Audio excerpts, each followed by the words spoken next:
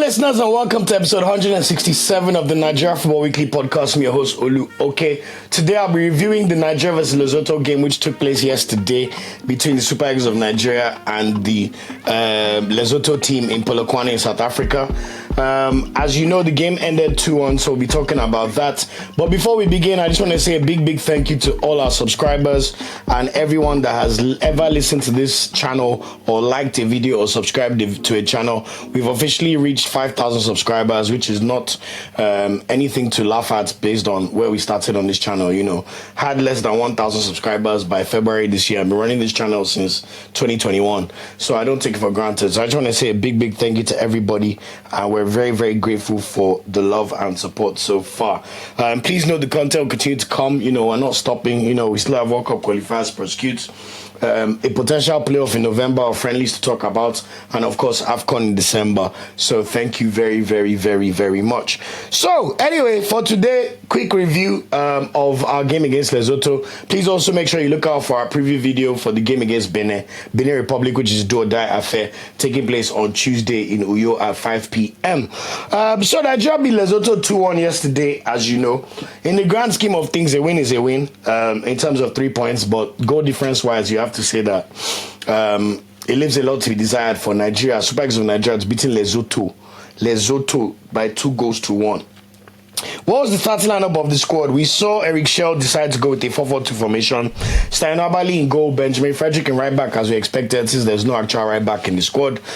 We saw William Troost-Ekong come in to partner Calvin Bassey in the centre of defence, and he decided to go with Bruno Yemachi rather than Zedu Sanusi, which we'll get into. In the middle of the park, he decided to play with Fred Ndidi and Alex Iwobi. This Alex Iwobi misprofiling continues to happen in the Super Eagles national team, but we'll get into it. And then Moses Simon and Lookman started as the wingers, and then he decided to play two strikers up top who have pretty much exactly the same profile, Victor Osimhen and Tola Kodare. Very interesting from Chelle. You know, like, the man is just a very interesting manager, it has to be said, in this game. How did the game go? As I said, we won 2-1, but stats-wise, Nigeria had about 14 shots in the game, 9 on target, 9 shots on target, only 2 goals scored. Obviously, dominated possession, 66%. Our opponents had 4 shots in the entire game, including the one that they scored.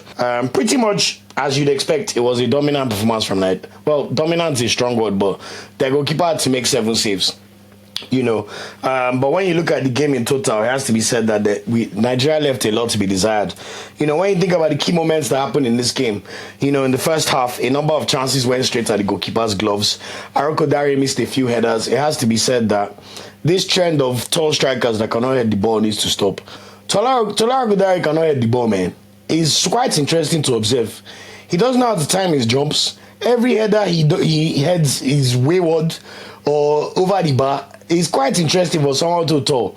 Like, go and speak to Tim K. Let him teach you how to head ball. You know, quite interesting, it must be said. But that was pretty much the majority of the first half of this game between Nigeria. Not much was working in this game until Nigeria's penalty. Ekong scored in the 55th minute. So that means this was after playing 8 minutes in the second half. To be fair, it was a penalty for Nigeria. We saw Moses Simon take a shot. And of course, the ball struck the Lesotho defender's hand. You know, no complaints from him at all. And then Ekong stepped up and converted the penalty. If Victor Osimhen can take penalty for Galatasaray against Liverpool in High Pressure Champions League, this thing needs to stop of captain taking penalty. I don't know if it's the NFF rule, because I saw Bameyi take penalty for under 20. And now Ekong's taking penalty. Yes, he has not missed and he scored, so we're giving the respect for having the balls to take it. But I don't see why Victor Osimhen is not taking penalties, to be honest. Yes, he has missed a few, but he's our best player, talisman, and our most important player by far. So I'd have loved to see him do that. But anyway, after the goal was 1-0, Iwobi had a good shot at the keeper, got his fingertips to tip it over the bar. A few minutes later, we had another stonewall penalty for Wilfred Ndidi. I'm still not sure why that was not given as a penalty. Somebody correct me if you saw a replay and it looked like it was not supposed to be a penalty, but I still cannot understand why that was not given as a penalty. And then the good news is Akor Adams came on to replace Toru Akodare. Eric Chelle keeps behaving like Unai Emery, man. He will not play the right team to start. He will now make some decent subs that will help change the game and be looking like a genius. Anyway, we also saw Osimhen have a chance that came off the bar. Pretty good chance for him. And then this one, after the ball cannot off the bar, Akor Adams got the ball and passed to Moses Simon. Moses Simon shot the ball towards the goal, but a Lesotho player cleared it off the line just before it was 2-0. But you know, that was a lucky one. Lookman was then shown a yellow card for his reaction after being fouled and will be suspended for the Benin game. You know, he has to contain his emotions. You know, we understand he's had a very frustrating start to the season. He's only started his first 2 games of the season for his club literally last week for Atalanta in the Champions League and in Serie A. But you know, obviously he was worried about getting injured. The Lesotho player did not tackle him appropriately and he just reacted, and now Ademola Lookman is out of the game on Tuesday. But it must be said that that was Lookman's worst performance in the Super Eagles shirt, so maybe it's a blessing in disguise for now, because he's one of those players you can tell he was just trying too hard and nothing was working. The amount of misplaced passes I saw in this game from him, Iwobi, or some of the players was honestly very concerning, but I don't think Eric Chelle helped them at all, which I will speak on. And then we saw Chukwueze come on for Lookman, and then Osimhen then had another chance that was saved and hit the bar. The goalkeeper tipped it to the bar, so he hit the post twice, which was a bit annoying because I would like to, you needed this game for a goal difference. Anyway, the great thing about it is we then had another attack and Osimhen got the ball, and we initially thought he would shoot the ball, but he passed the ball to Akor Adams. And what a fantastic finish on your debut for the Super Eagles. Akor Adams did a little leg over, shifted to the left foot, his weak foot, and thrashed the ball into the net. And honestly, it was such a timely goal. I think the thing that really annoys me the most is when Akor Adams finally scored a goal that was not wild in terms of how he performed. You know, after scoring a goal with his weak foot in the game, it was 2-0 and we had 10 minutes in the game where you could see that the team's confidence was beginning to grow. And that was the opportunity to then put Lesotho to the sword and maybe score 2 or 3 more, because Lord knows our goal difference is so terrible. But guess what? Literally 3 minutes after, Lesotho had a corner. The same way they scored us from a corner kick in the home leg in Uyo. What happened in this game? It's 3 minutes. Lesotho play a corner that goes straight to Nwabali's hands. Nwabali grabs the ball, drops it onto the ground, and he bounces, and the Lesotho player gets his boots to it and puts it into the net. Literally from nothing, he put us in a pressure situation. And we've been seeing this trend with Nwabali over this year, making mistakes, getting an unnecessary yellow card against Rwanda, trying to hold the player shirt, just being a miscreant for no reason. Because maybe Nigerians have praised him too much. Oh, goalkeeper, he now has to come and put us aside Wahala. It's not good enough, man. Nwabali, maybe there's a reason why you are cheaper United. We don't even see any South African big clubs trying to come for you. It's for a reason. Yes, we are grateful for what you've done for us and you had a good AFCON and you've made a few relatively few mistakes. But my God, take time. As if that was not enough, we saw Zeru Sanusi come off for Simon in stoppage time. And there was a long ball played by Lesotho. And then you heard Nwabali shout to Semi Ajayi to leave the ball. Semi Ajayi, that I always criticize, the one thing he's good at is heading the ball. He could have headed the ball. Nobody told him to leave it. What did Nwabali do?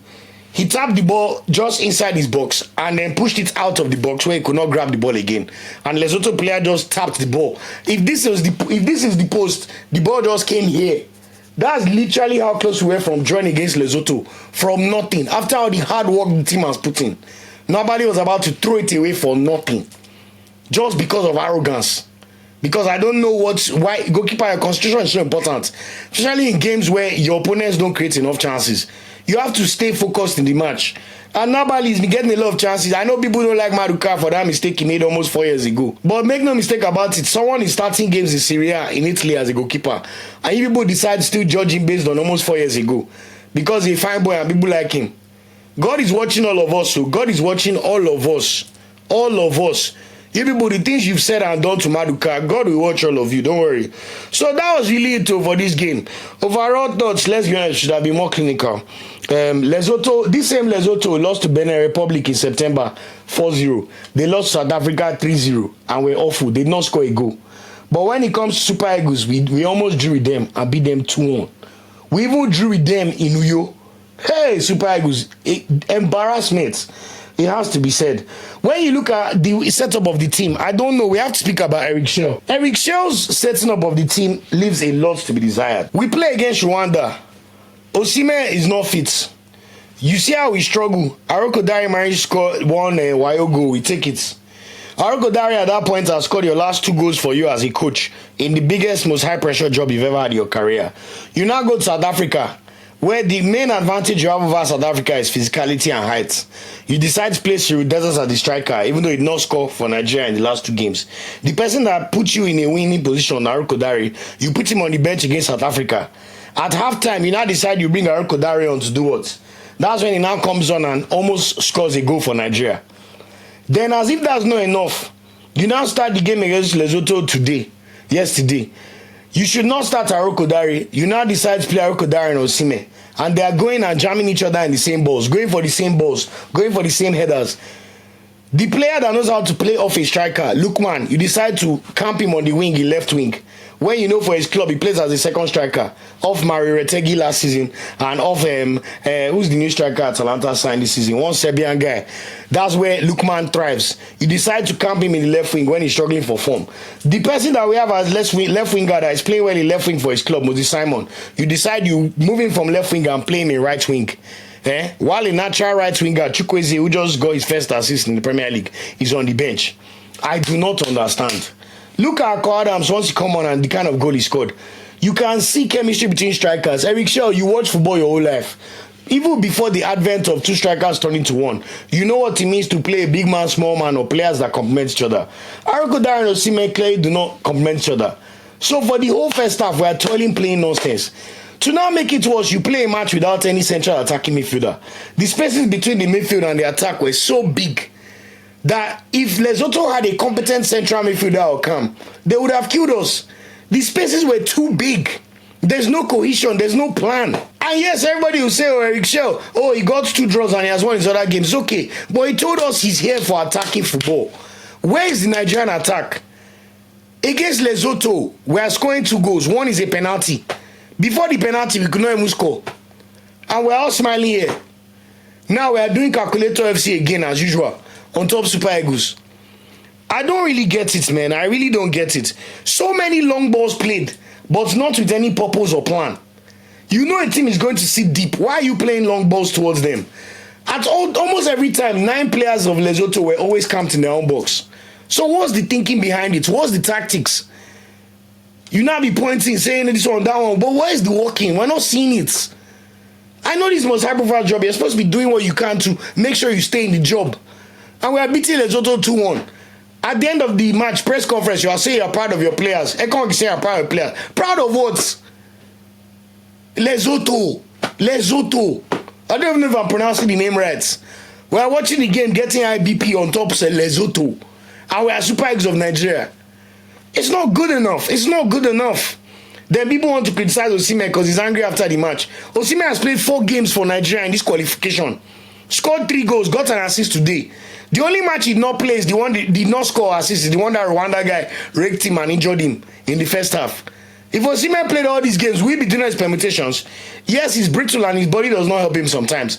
But when you see passion and care from somebody that cares about the national team and his record and his legacy, you cannot deny what we're seeing. This is a man that cares. I said it in another episode of the podcast. This guy should be made captain with immediate alacrity. Stop wasting our time saying we are proud of the player. Proud of them for doing what? We should be critical of ourselves. Oh, we're happy we got the win, no, but we're not happy with the performance. That should be what you be saying. Then you now come and tell us there's no minnows in Africa. There are always minnows in Africa. Shout out to George and Akena. I watched this CEO of Sporting Lagos do a interview. He said this nonsense that they say there are no minnows in Africa. There are always minnows. That's why when a team gets a shock result against Nigeria, they will say, wow, shock results. If there are no minnows, there will not be shock results. And yet you are beating them 2-1. A whole Nigeria. I don't get it at all, man. Really poor. We're not clinical in front of goal. How many times it took 1 or 2 heavy touches, were hesitant in front of the post? The only person that showed composure was Akor Adams. That finish, oh my God, I'm so happy for him. You know, score your first La Liga goal 2 weeks ago, get called up for the national team. Last week Sunday, score against Barcelona to make it 4-1 for Sevilla, the first win over Barcelona in over 10 years. And then your first cap for Nigeria, literally you've not played more than 20 minutes. First chance, dribble the defender with your weak foot, slot it into the corner. Fantastic finish. A player is a player. This is a player that scored 8 goals in Ligue 1 for Montpellier the year before they got relegated, and he still had injury problems. Player na player. And honestly, like, I just don't get it, man. Stop accepting mediocrity. Ekong and Co are telling us they're happy with the job. Happy for what?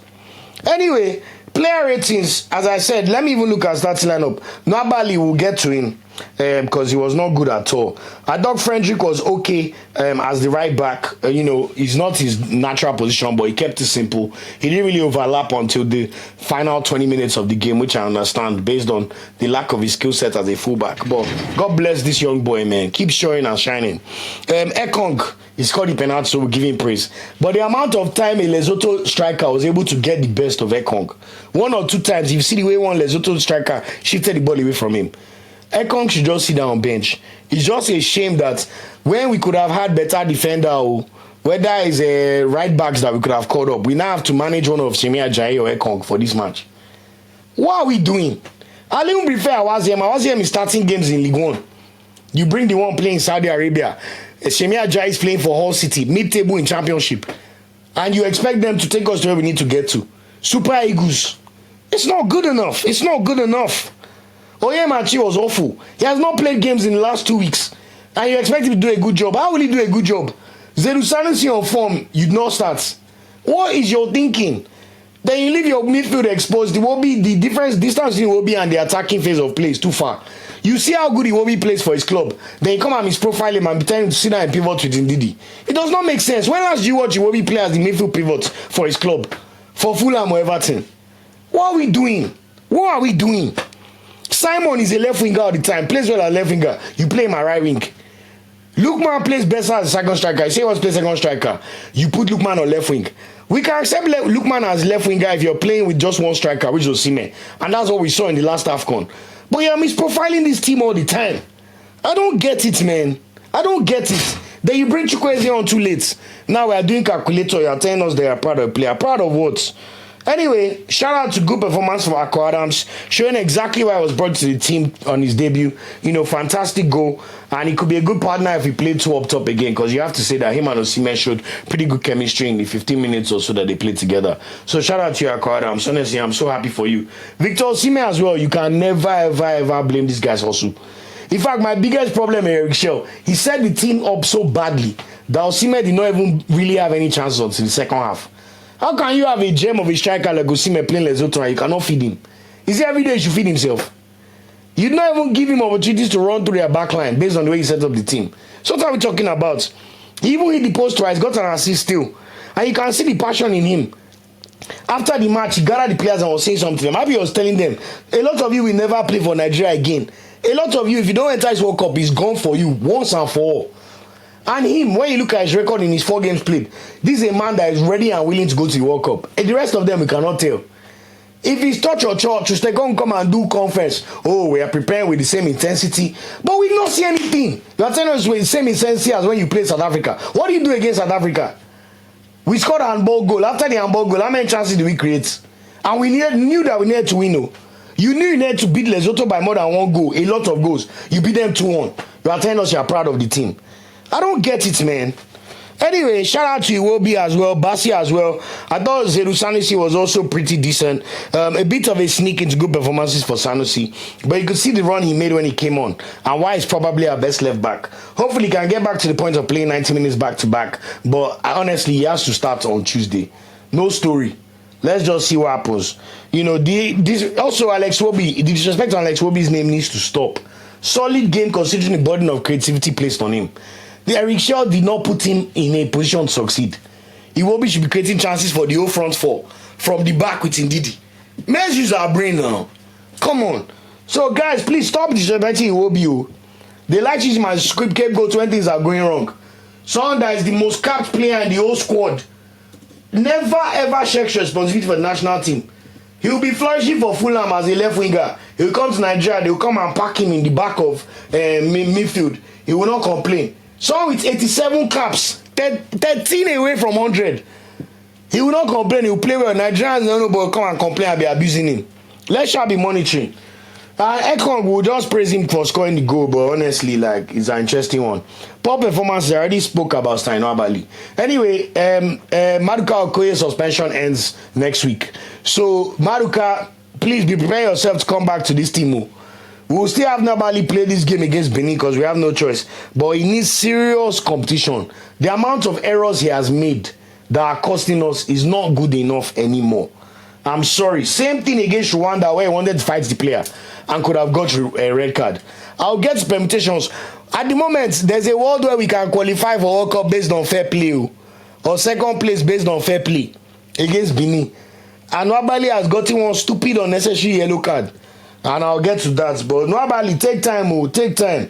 Onyemachi also, not the best performance. A bit harsh, but going back to watch the game, his clearances and crosses, his clearance/cross to Frederick is what put us in the situation of defending that corner that we considered for. So that was really, really poor from him. You have to accept. Football is a moment's game. You can do all right for 80 minutes, but one mistake will define you. Nwabali is very lucky. His final mistake did not define him because it was almost 2-2 in that match. So let's all be taking time. And it has to be said that Lookman, I love Lookman on my heart. But you can tell this is a player that is out of form and still getting back to full fitness in terms of match fitness. This is the worst game I saw Lookman play in a Super Eagles shirt. Oh my God, he was really, really bad. Like everything was going wrong. I don't know if it's the summer drama that's affecting him or the fact he's in a place he does not really want to be. But way too many churches in certain areas, over carrying the ball when he did not need to carry the ball too much, wrong passes, misplaced passes, not letting the ball go when it needs to go. And honestly, it was just a really bad performance. Also, he ended up getting a yellow, which means now suspended for the Benin game, which could be a blessing in disguise. Let him take himself out of the firing line and go and relax, and then we'll see what going on with the team. But it must be said that it was not his best performance, and we need him to go and figure out how to fine-tune himself to go again in AFCON, where him and Osimhen were fantastic for the Super Eagles. So we just have to be honest with that. Unfortunately, I hate to say it, but that's just the honest truth. So all the other results in the group and my thoughts on them. Zimbabwe drew 0-0 against South Africa. South African fans that were in my comments, come back, oh. You're talking like you are Brazil. In fact, we can't even say Brazil, like you are France and Argentina right now. They swore they would thrash Zimbabwe. South Africa, they act like say they be Morocco or Senegal. They were so convinced.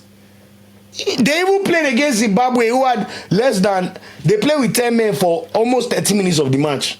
South Africa could not score. In their own home, meanwhile, it's a Zimbabwe home game. So good luck to you, but at the very least, it's not sure for you again. Now you have to come and beg your big brother and be hoping we do you a favor. You have to win on Tuesday and hope Nigeria beats Benin. So it's not in your hands anymore. And who knows, Nigeria may be feeling generous. Maybe we'll give Benin the draw. Maybe they go and play. General is our former coach. Maybe we'll see what we're going to do over there. And then in the big result of our group, by the way, Benin beat Rwanda 1-0. This was such a smash and grab. Rwanda were the better team for most of this game. I would have preferred a Rwanda win or draw. But a Rwanda mistake in the last 10 minutes of the game killed them. A long roots one ball down the middle. Just a big mistake, and Tosin, the winger, scored the goal. So great result for Benin Republic. And it leaves them in pole position, one game to qualify for the World Cup. It's crazy when you think about it, man. Look at what Genoro has done with that Benin squad. On paper, you cannot say Benin have better players than Nigeria or South Africa. Okay, South Africa is debatable when you look at some of Benin's players in Europe. But Nigeria, you have to say, is not the same. I wonder Genoro, we know they do calculation permutations, so we qualify for World Cup with ease. So just imagine Genoro now books the ticket to the World Cup in Uyo and gets to celebrate in the same place that he celebrated 8 years ago to qualify Nigeria to the World Cup. You have to say it's gonna be so funny. This is a man that was handed out for finishing third in the AFCON. You know. So anyway, they say hindsight is 2020, and it really looks like that's where we're at with Nigeria. But anyway, new group standings just before the final games. Benin first, 9 games played, 17 points, goal difference +5. South Africa on 15 points with a goal difference of +3. Nigeria third with a +3 goal difference and 14 points. And nobody else has a chance of finishing first or second in the group, so no need to talk about them. So where does this leave us going into the final group games? First of all, a plug for our preview episode. I'll be recording it tomorrow night on Sunday, simply because I want to make sure that the Madagascar game and the Burkina Faso games have been played, which will happen tomorrow on Sunday. So we will know the exact permutations we need to either, we already know what we need to do to finish first, but we need to know the permutations we need to finish in second as one of the best forerunners up. And we already know that CAF have confirmed already what's going to happen. Because of the uneven group in Group E, they're going to minus the results of all the second place teams versus the bottom sides in their group to make it 8 games played. So Nigeria and Zimbabwe are bottom of our group, and we drew against Zimbabwe twice, which means that they only minus 2 points from us. So we have to win, but we must know what our goal difference is going to look like compared to a Burkina Faso who play Ethiopia tomorrow at home. And you have to say, if they somehow thrash Ethiopia, we have to say bye-bye to second spot. But there's a world where if they win by just 1 goal or 2 goals, or they somehow draw, and Madagascar are going to play Mali in Bamako. The unfortunate thing is Mali have no chance to make second place again after the way results went. So will Mali still do the needful and win or draw at home against a Madagascar side they should be beating? They have AFCON to prepare for, but let's see what their motivation looks like. So I will do the preview episode, so please look out for that. But anyway, with 1 game left, a win for Nigeria is as simple as this. A win for Nigeria and a draw or loss for South Africa means we top the group. The reason why this is I've been seeing all the people bringing out calculator. Look, Benin's goal difference +5, our own is +3. As far as we win the match, we'll both be on +4 goal difference. That's just factual.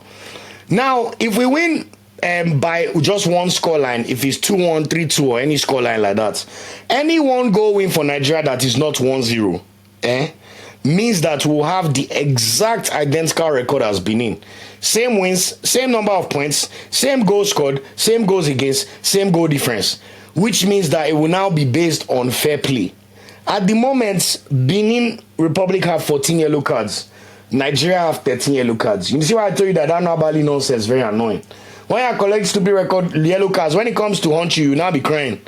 So that means that right now, as long as we end the game against Benin with lesser yellow cards than Benin Republic, we will qualify for the World Cup with any win. In fact, a 1-0 win would do it for us simply because our record would be identical. But because we scored 1 away goal in I think Benin played the game in Cote d'Ivoire, but technically it's their home.